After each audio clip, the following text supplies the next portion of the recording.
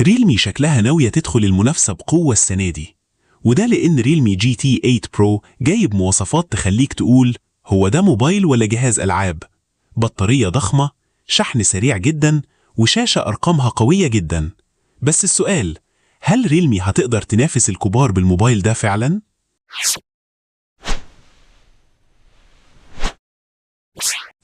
السلام عليكم يا شباب. النهاردة هنتكلم عن ريلمي جي تي 8 برو، واحد من أقوى الموبايلات اللي ريلمي أعلنت عنه مؤخرا، وكل المواصفات اللي هنتكلم عنها دي بحسب اللي الشركة عرضته رسميا. أول حاجة هتلاحظها فعلا هي التصميم. شكل الموبايل فخم وفيه طابع جيمنج واضح، ووحدة الكاميرات شكلها ملفت جدا.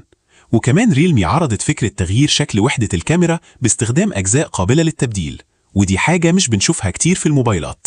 نيجي للشاشة. ريلمي بتقول إن الموبايل جايب شاشة أموليد بحجم 6.79 بوصة بدقة QHD+، ومعدل تحديث 144 هرتز، وده معناه إن التصفح والألعاب هيبقوا سلسين جدا. وكمان الشركة بتقول إن سطوع الشاشة بيوصل ل 7000 نتس. أما الأداء فهنا ريلمي داخلة بقوة. الموبايل شغال بمعالج سناب دراجون 8 إليت جين 5 مع رامات توصل ل 16 جيجا بايت، وتخزين UFS 4.1 سريع جدا، وده معناه إن الشركة مركزة بشكل واضح على الأداء والألعاب. واحدة من أكتر الحاجات الملفتة هنا هي البطارية. ريلمي بتقول إن الموبايل جايب بطارية 7000 ملي أمبير، وده رقم ضخم جدا، وكمان مع شحن سريع 120 واط بالإضافة لشحن لاسلكي 50 واط.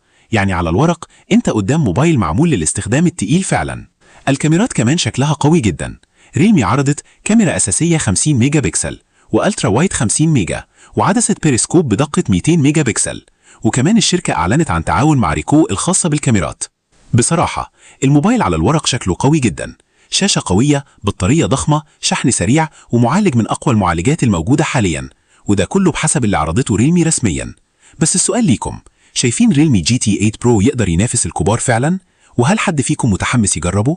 اكتبوا رأيكم في الكومنتات.